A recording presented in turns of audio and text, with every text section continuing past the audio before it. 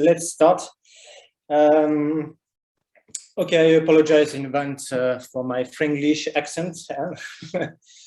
And just to start with this first slide, even if Frank already presented the general framework of the EPOS-MSL, I just would like to mention that the analog modeling community is part of the 4 subdomains of the EPOS-MSL. And the present talk has a general aim to present a general view of the analog modeling community, how we work, how we collaborate, and what are the services that we offer. As shown on this map, the EPOS-MSL labs are widely distributed across Europe, and the EPOS initiative offered them a unique opportunity to strengthen the international collaboration through a common keyword, which is multi-scale. As for the other subdomains, the research activities of the analog modeling community extend over a wide range of space and time scale, from a few seconds to a few tens of million years, from a few centimeters or to a few hundred of kilometers. And the EPOS-MSL analog modeling subdomain is actually composed of about 30 labs, more or less, from 9 countries, and representing about 100 of people, including researchers, engineers, and technicians working directly on analog modeling projects. And this community is still growing, fortunately.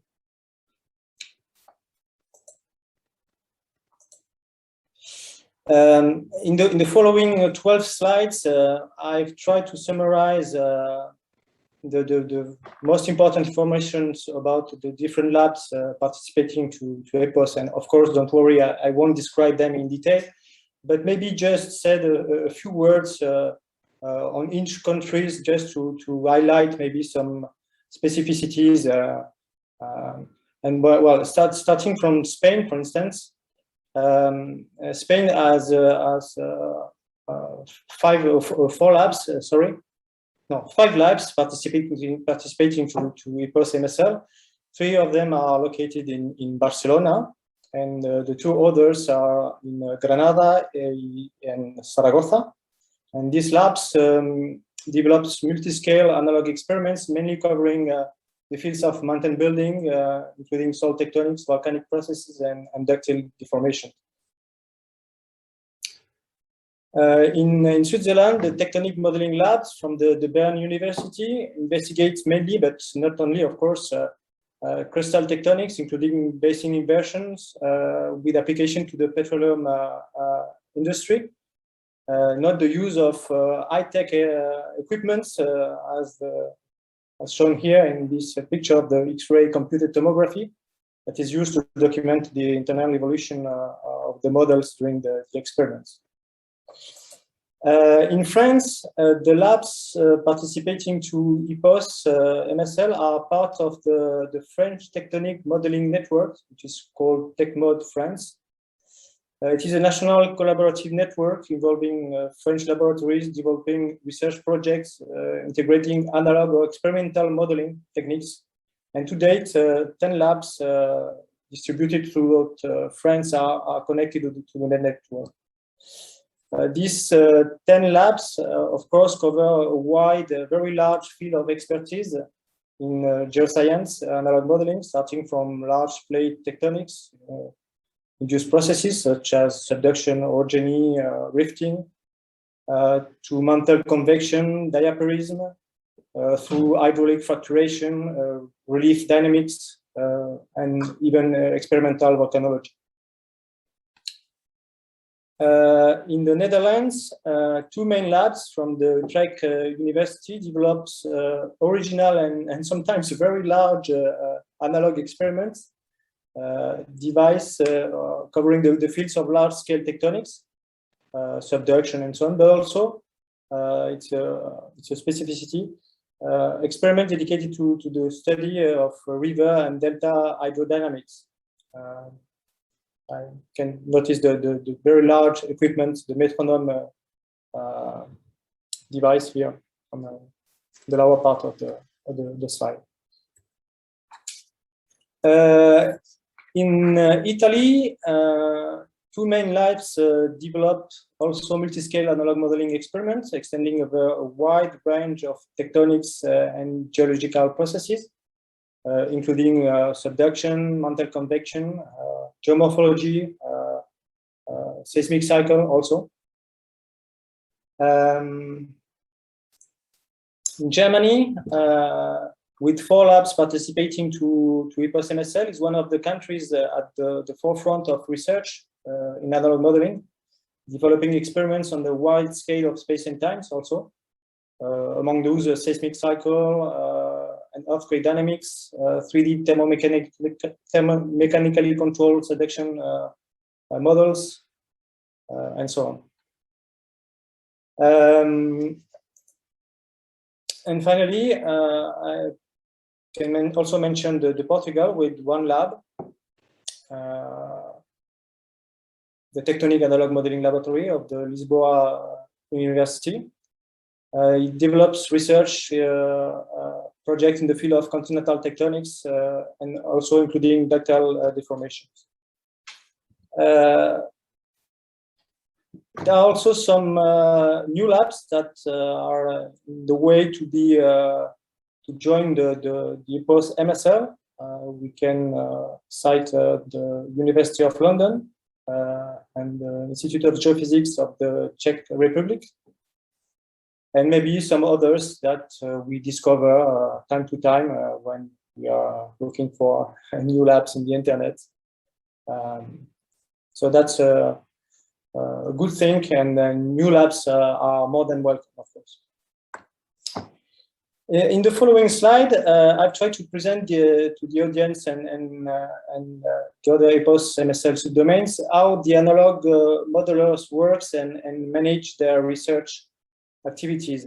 And I think the common point is that we all follow the same typical workflow, which is summarized by these drawings here, starting from field observations and the analysis of available geophysical data that allow formulating hypotheses, mechanical hypotheses, kinetical hypotheses. And then from that, we start building models following scaling rules and taking into account the physical and mechanical properties of the analog material we use. And we run the experiments, and these allow us to make some observations of the model evolution and interpret the experimental results in the light of the field observations and the geophysical data available for the studied natural case. And then there is a feedback with these field observations, and that induce modification of the former hypothesis. And sometimes this workflow run again with an improved hypothesis that induce some modification of the model and obtaining different results, up to the very end when we are satisfied from the model. The model explains well the observables and allow accessing to the dynamic and the kinematics of the natural example evolution in terms of simulation. And for that, of course, all the analog modelers require geological and geophysical constraints of the studied natural cases. They need reliable modeling scaling, integrating the considered time and space scale. They need to find or develop appropriate analog material and apply relevant boundary conditions. And all of this can be done if we are capable also to use accurate and multi-method monitoring to quantify model evolution and acquire the relevant parameters to interpret the results. Well, it's the same thing, but with pictures, just to highlight the work in field observation. Maybe just to highlight the fact that most of the not all, but most of the analog modelers are field trip geologists and who are used to make relevant observation measurements in the field, analyze and interpret a wide range of geophysical data. That's also part of our DNA. We are not doing only analog experiments in our lab. We also used to go in the field and study the real data, of course. That's fundamental.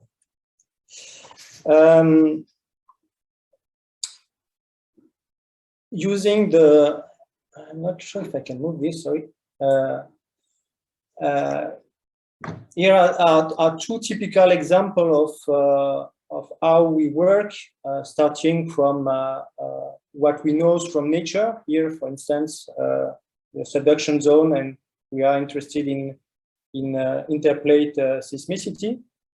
And we, of course, try to get all the mechanical and physical parameters that are relevant to describe properly the rheology of this system. And then through scaling rules, we find that the appropriate analog material that at scale have a behavior that is an analog of the natural materials. And then we run the experiments, and through monitoring techniques like here, it's image correlation to access the kinematics of the model, we are capable to observe here the subduction zone generating earthquakes and interseismic elastic loading and so on. Same for other type of experiments at another scale. Here we are studying relief dynamics, for instance, starting from a natural example of, let's say, the Tian Shan range in Central Asia. So we use seismic profiles and well data and the morphology and so on to develop the appropriate material to study, for instance, the interaction between tectonics and surface processes such as erosion, sedimentation, which are driven by climate. And we obtain this type of experiment that allow observing the dynamic evolution of active mountain foreland, for instance, from the very beginning, and observe the evolution of the drainage networks, the transport of sediments that eroded in the upper part of the relief, and they are deposited at the forefront of the range where the new thrust fault develops and interact with this sedimentation that record, of course, the kinematic of the deformation. To do so, of course, we need to develop specific experimental setups. Generally, all of these setups, most of them, if not all, are custom-made devices that are coupled with the high-tech instruments to monitor the model evolution.